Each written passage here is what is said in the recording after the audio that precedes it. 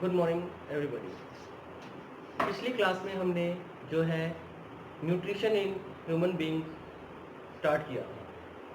उसमें हमने human digestive system से रिलेटेड ऑर्गन्स देखे थे, जो माउथ से लेके एनस तक कौन कौन से ऑर्गन्स थे, उनके नाम और डायग्रामेटिकली उनकी पोजीशंस देखी थी। आइए हम आज डाइजेशन प्रोसेस देखें कि किस प्रकार डाइजेशन प्रोसेस हमारा ह्यूमन डाइजेस्टिव सिस्टम से होता है।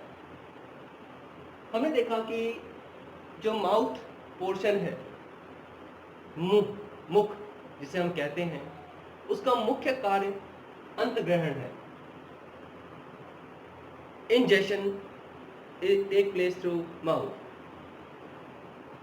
मुख में दांतों की जो भूमिका हमने देखी थी वो भोजन को चबाना, मतलब mechanical breaking of food into smaller particles. मुख में ही एक जीवा टंग का रोल देखा था, भोजन को लार के साथ मिलाना। जो मुख में लार उत्पन्न हो रही है सलाइवरी ग्लैंड्स के द्वारा, लाला ग्रंथि द्वारा,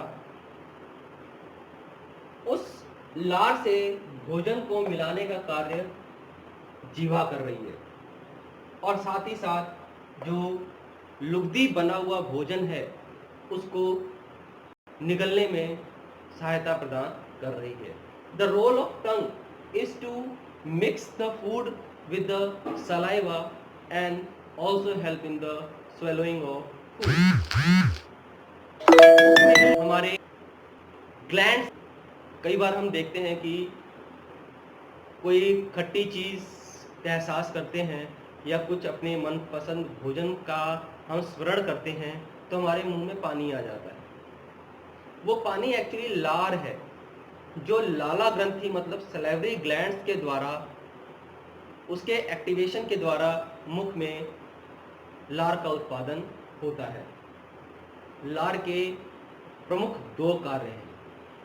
एक तो वो भोजन को नरम बनाता है कि जिससे वो निगलने में आसानी हो, और साथ ही साथ उसमें उपस्थित एंजाइम, पाचक रस, जो हम सलाइवरी अमाइलेज के नाम से जानते हैं, वो लार रस जो है वो भोजन के कार्बोहाइड्रेट का पाचन करके ग्लूकोज में परिवर्तित कर देता है।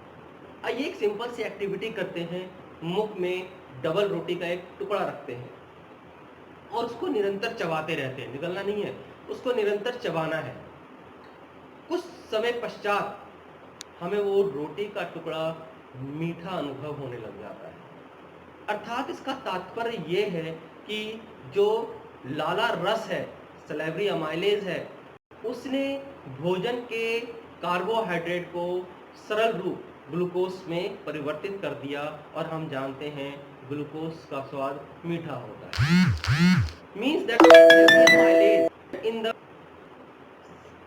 saliva helps to break down carbohydrate into simpler soluble form, that is glucose। इसका अर्थ यह है कि भोजन का पाचन मुख से ही प्रारंभ हो जाता है। नेक्स्ट हमने देखा कि भोजन को निगलने के बाद भोजन हमारी ग्रास नली या ग्रसिका में प्रवेश करता है, जिसको हम फूड पाइप या ओएसोफेगस कहते हैं। अब हमने देखा कि जो ओएसोफेगस या ग्रसिका है, निरंतर एक क्रमाकुंचन गति द्वारा प्रदर्शित होती है, मतलब उस पूरे फूड पाइप में एक रिदमिक कॉन्ट्रैक्शन और रिलैक्सेशन होता है, जिसको हम पेरिस्टाल्टिक मूवमेंट कहते हैं, या हिंदी में हम इसको क्रमानुकुंचक गति का नाम देते हैं। ये गति भोजन को आगे की तरफ बढ़ाने का कार्य करती है। भोजन ग्रसिका से होते हुए अमाशय में पहुंचता है। अमाशय एक थैली नुमा संरचना है जिसमें भोजन काफ़ी समय अपना व्यतीत करता है। भोजन के जो मुख्य घटक हैं उनका पाचन अमाशय में होता है। अमाशय की जो अंदरूनी भित्ति है उसमें ग्रंथियां पाई जाती हैं जिसे हम गैस्ट्रिक ग्लैंड या गैस्ट्रिक ग्रंथियों का नाम देते हैं। ये गैस्ट्रिक ग्रंथियां गैस्ट्रिक जूस का उत्पादन करती हैं जिसे हम जठर रस कहते हैं। ये जठर रस 3 चीजों से मिलकर बना होता है, पेप्सिन, हाइड्रोक्लोरिक अम्ल और श्लेष्मा। मतलब जठर रस में 3 चीजें उपस्थित होती हैं, protein digestive enzyme called as pepsin, दूसरा है हाइड्रोक्लोरिक एसिड प्लस श्लेष्मा। अपच की स्थिति में हम अक्सर ये महसूस करते हैं कि हमारे अमाशय की अम्लता बढ़ जाती है क्योंकि HCl की मात्रा बढ़ने से एसिडिटी होती है। आइए हम इनका एक एक कार्य देखें। पेप्सिन का जो कार्य है वो भोजन में उपस्थित प्रोटीन को पेप्टोन्स में विखंडित कर देता है। It helps in breakdown of protein into peptones. अब पेप्सिन की क्रियाशीलता के लिए अम्लीय अवस्था या अम्लीय माध्यम की आवश्यकता पड़ती है। ये हाइड्रोक्लोरिक अम्ल अमाशय के जो माध्यम है उसको अम्लीय बना देता है, जिसके कारण जो पेप्सिन एंजाइम है वो सक्रिय हो जाती है। HCl भोजन में उपस्थित कीटाणुओं को भी नष्ट करने का कार्य करता है, लेकिन जब इसकी मात्रा अधिक हो जाती है तो हमारे अमाशय में एसिडिटी या अम्लता का कारण बनता है।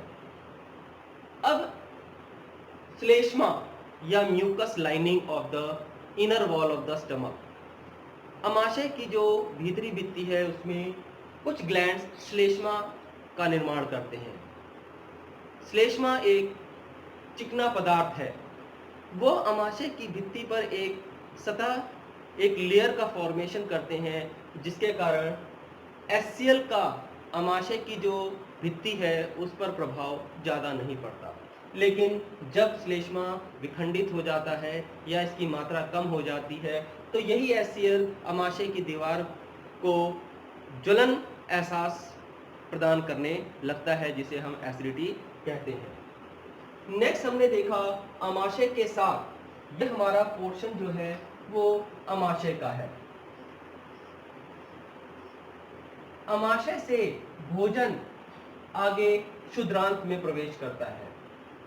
क्षुद्रांत में प्रवेश करने से पहले हम देख रहे हैं क्षुद्रांत में 2 बड़ी ग्रंथियां जुड़ी हुई हैं, 2 बिग लार्ज ग्लैंड्स। एक तो लिवर जो कि मानव शरीर का सबसे बड़ा है, यकृत पित्त का होता है। Liver help in the production of bile before being discharge into the small intestine. क्षुद्र आंत्र में जाने से पहले पित्त की थैली में इकट्ठा होता है, जिसे हम पित्ताशय भी कहते हैं, गॉल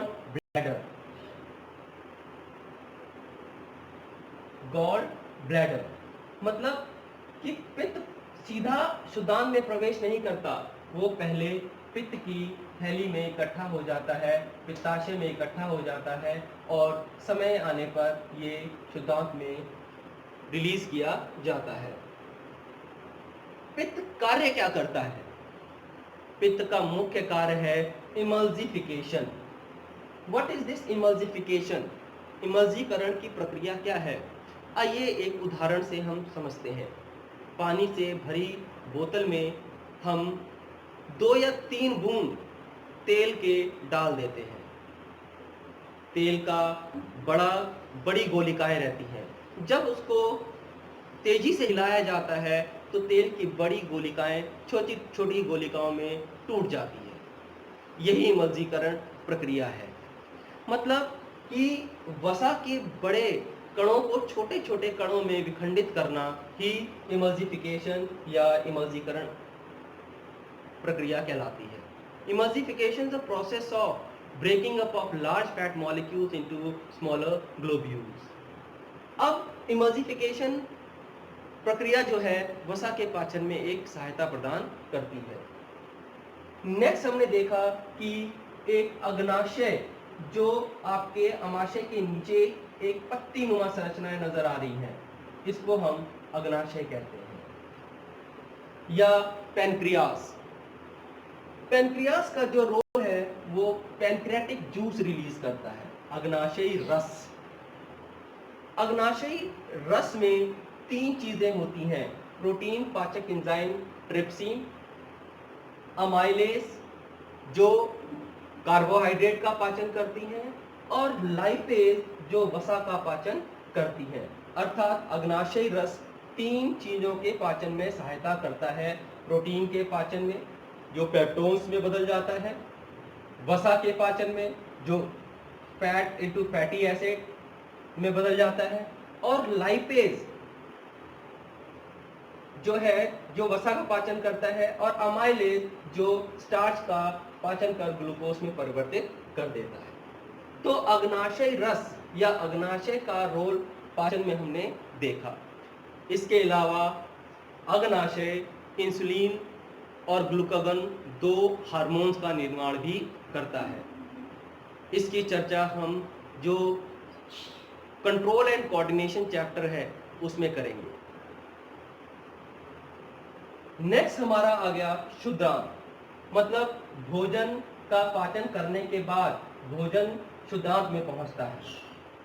शुद्धांत में आंत्र रस, इंटेस्टाइनल जूस या इसको सक्कस एंटेरिकस के नाम से भी जानते हैं, ये आंत्र रस जो है भोजन के पूर्ण पाचन में सहायता करता है। अर्थात भोजन शुद्धांत तक आते आते पूर्ण रूप से पाचित हो चुका होता है। The complete digestion of food is completed inside the small intestine. Here the proteins are broken down into peptones, the fats are being broken down into fatty acids, and starch is completely broken down into glucose. शुद्धांत में पाचन के बाद अवशोषण का कार्य भी यहीं प्रारंभ हो जाता है। मतलब the food is also get absorbed into the small intestine. The inner lining of the small intestine are folded into finger-like projections called as villi. मतलब शुद्धांत की जो भीतरी सतह है वो उंगली नुमा संरचनाएं उनमें पाई जाती हैं, जिन्हें हम दीर्घ रोम कहते हैं। आइए हम इन दीर्घ रोम का कार्य समझें। ये दीर्घ रोम एक बृहद क्षेत्रफल उत्पन्न करते हैं, जिसे कारण भोजन का अवशोषण आसानी से हो सके। इन दीर्घ रोम या विलाई की जो इनर सतह है, इनर लाइनिंग है, they are been covered with small blood capillaries. इनमें रक्त की केशिकाएं पाई जाती हैं, जो आसानी से जो अवशोषित भोजन है उनका अन्य कोशिकाओं तक स्थानांतरण कर सके। नेक्स्ट हमने देखा जो शुद्ध आंत से भोजन बृहद आंत में पहुंचा। बृहद आंत में जो जल का अवशोषण यहाँ किया जाता है। जो भोजन में जो जल की मात्रा है वो अवशोषित करके बाकी बॉडी के वाटर बैलेंस को बनाने में कर ली जाती है, और जो स्थूल जो मल है जो एकत्रित किया जाता है गुदाद्वार में। रेक्टम में जो फीकल मेटल है, जो वेस्ट मटेरियल है, it has been stored and it is been removed from there through anal time to time. इस तरह से हमने देखा कि जो मनुष्य का जो पाचन तंत्र है इसमें कई ग्लैंड्स आए, जिसमें हमने जो मेन ग्लैंड्स हमने लाला ग्रंथि का नाम सुना। फिर हमारे लिए जो अगला ग्लैंड है वो यकृत है, अग्नाशय है, अमाशय में उपस्थित जठर गैस्ट्रिक ग्लैंड्स हैं। ये जो ग्लैंड्स हैं ये एंजाइम्स रिलीज करते हैं, और ये एंजाइम्स का काम क्या है कि स्थूल पोषक तत्व, मतलब हमने देखा जो मैक्रो मॉलिक्यूल्स हैं फूड के, कॉम्प्लेक्स फूड मटेरियल्स हैं, उनको सिंपलर सॉल्युबल फॉर्म में कन्वर्ट करते हैं। आइए डायग्रामेटिकली हम देखते हैं, एक रिव्यू लेते हैं कि आखिर से ये प्रोसेस ऑफ डाइजेशन होता क्या है। Food is taken into the mouth, मुख गुहा में भोजन को लिया गया, उसको अच्छी तरह चबाया गया। चबाने के बाद उसमें उपस्थित सैलिवरी ग्लैंड्स या लाला ग्रंथि द्वारा लार का उत्पादन हुआ। भोजन के साथ लार का मिलना और उसको ग्रसिका में डाल देना। ग्रसिका से भोजन अमाशय में पहुंचा। अमाशय में जठर रस द्वारा भोजन का पाचन हुआ। अधपचक भोजन आगे क्षुद्रांत में पहुंचा।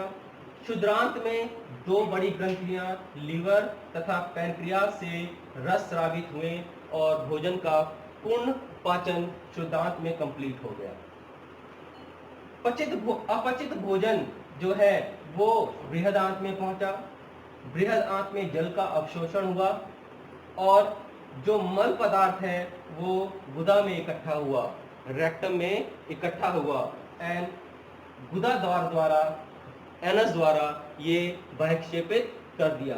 तो हमने न्यूट्रिशन में प्रोसेस 5 देखे थे।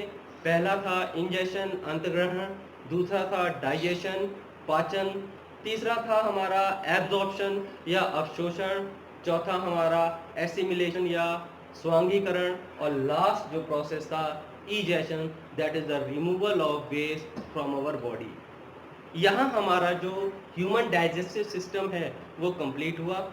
आशा करते हैं आपको ये चैप्टर अच्छी तरह समझ में आया होगा। आगे अपना अध्ययन कीजिएगा इसको। इसी के साथ मैं अपनी वाणी को विराम देता हूँ। जय हिंद, जय भारत।